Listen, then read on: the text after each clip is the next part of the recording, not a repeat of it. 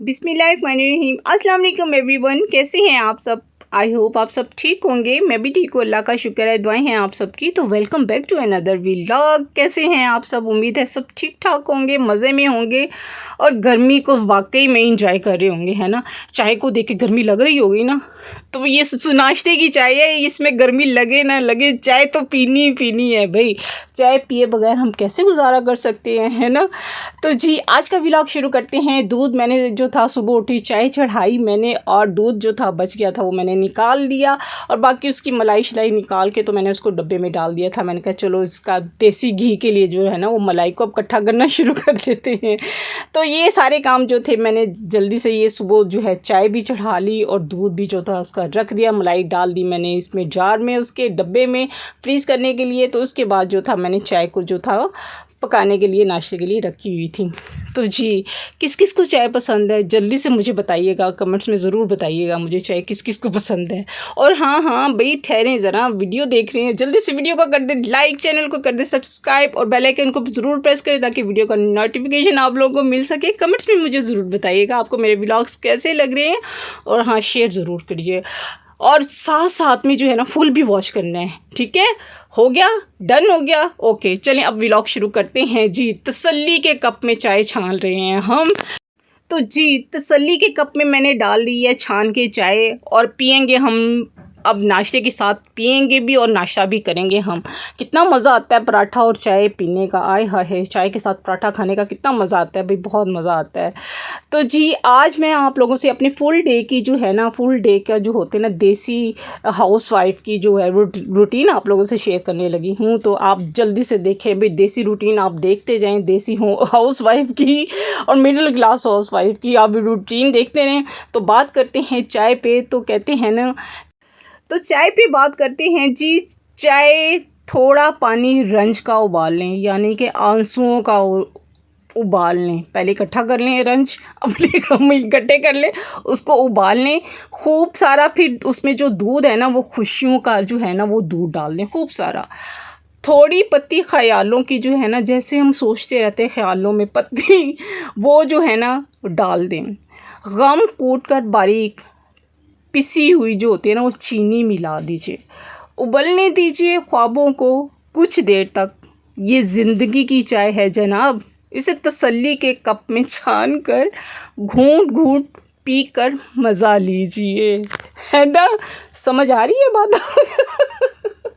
तो ये ऐसी ही ज़िंदगी है, ये हमारी ज़िंदगी की जो हमारी ज़िंदगी है ना वो चाय से बड़ी मुशाबत रखती है। तो जी यहाँ पे जो थी वो मैं जो था उसके बाद नाश्ते के बाद मैंने घर की करनी शुरू कर दी थी सफाई। और सफाई जो थी मैंने आज कमरे में थोड़ा सा पानी छिड़काव करके रूम में, मैंने कहा पोछा तो लगता रहता है, रूम में थोड़ा सा पानी छिड़काव किया और मैंने उसको वाइपर के साथ जो था वो पानी जो था सारा उसको ड्रेन कर दिया था। उधर मैंने मशीन भी लगाई हुई थी, बेडशीट्स डाली हुई थी। आज मैंने कहा बेडशीट भी धुल जाती हैं, उतनी देर में मैंने सफाइयाँ भी कर ली थी। मशीन भी मेरी माशाल्लाह से जैसे कंप्लीट हो गई थी। मैंने ऊपर नहीं डाली थी चादरें क्योंकि मेरे ऊपर जाने की हिम्मत नहीं हो रही थी, इसलिए मैंने नीचे ही चादरों को डाल दिया था। तो इधर मैं आप कर रही थी, अच्छा ये काम मैंने सारे घर के कर लिए थे। फिर उसके बाद पकाने की बारी आ रही थी, पकाने में समझ नहीं आ रही थी। एनीवे जो था घर में जो था वही मैंने पकाना शुरू कर दिया। आलू भी पड़े थे, प्याज भी पड़े थे, टमाटर भी पड़े थे, थोड़ा सा गोश्त का पैकेट भी पड़ा था। तो मैंने क्या बनाया भला, आलू गोश्त। तो यहाँ मैंने आलू गोश्त की तैयारी शुरू कर दी थी। तो यहाँ पे मैंने कहा चले आलू गोश्त जो है हम बना लेते हैं, आज ही बना लेते हैं, क्योंकि आज सारे काम घर के करके मैं बहुत शदीद थक गई थी, तबीयत बहुत मेरी अपसेट हो रही थी इस वक्त। तो जल्दी से मैंने आलू गोश्त भी बनाया था माशाल्लाह से, और वो बनू के फिर उसके बाद मैंने दूसरा पोर भी एक लगा दिया था, क्योंकि कपड़े काफ़ी आज इकट्ठे हुए थे। कभी कभी होता है कपड़े जो होते हैं ना वो काफ़ी इकट्ठे हो जाते हैं, तो मैंने दूसरा पोर भी लगा दिया था। फिर इसको भी मैंने डालना था, अब छत पर डालना था, शाम का टाइम था। डेली जो होते हैं डेली रूटीन के जो काम जो होते हैं ना वो ख़त्म होने पे आते ही नहीं हैं। बस जितना बचा के कदम चलो ना तो उतने ही काम जो है ना कहीं नज़र आ ही रही होते हैं करने के लिए। कहते हैं ना ज़िंदगी बड़ी मुश्किल है, समझो एक मैदान जंग की तरह है ये, जिधर कदम रखे वहाँ पे कोई काम नज़र आ गया और बस कदम बचा के जो होता है ना वो चलना पड़ता है, कहीं काम नज़र ना आ जाए। अब तो थक गए हैं हम।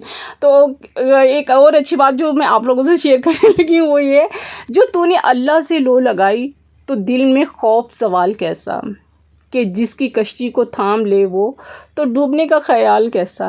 रहीम है वो رحم بھی اس کا، عطا بھی اس کی، کرم بھی اس کا، یہ تیری شہرت، یہ تیری کامیابی، تو اس میں تیرا کمال کیسا۔ واہ جی واہ، کیا بات ہے، زبردست۔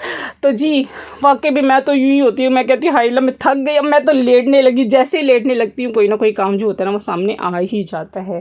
تو یہاں پہ میں کام کر کے فارغ ہو گئی تھی، میں نے اپنے لیے تھوڑے سے کیے تھے چاول بوائل کیے تھے، اور میں نے کہا آلو گوشت ویسے بوائل چاولوں کا بڑا ہی مزہ آتا ہے کھانے کا، تو ساتھ ہی میں نے اپنے لیے تھوڑے سے چاول بوائل کر لیے تھے، میرا چاول کھانے کو دل کر رہا تھا، بچوں نے اپنے لیے روٹی بنا لی تھی، اور آلو گوشت میرا بہت مزیدار سا بن چکا ہوا تھا۔ تو امید ہے آج کا ولاگ میرا آپ کو اچھا لگا ہوگا، اور مزیدار چٹپٹی باتیں بھی اچھی لگی ہوں گی۔ اگر اچھی لگی ہوں تو ضرور تھمز اپ کیجیے گا، چینل کو سبسکرائب کیجیے گا، فل واچ کیجیے گا، اور شیئر بھی کیجیے گا۔ اس کے ساتھ ہی آج کا ولاگ یہیں پہ اینڈ کرتی ہوں، ملتے ہیں نیکسٹ ولاگ میں۔ اللہ حافظ، بائے بائے، ٹاٹا۔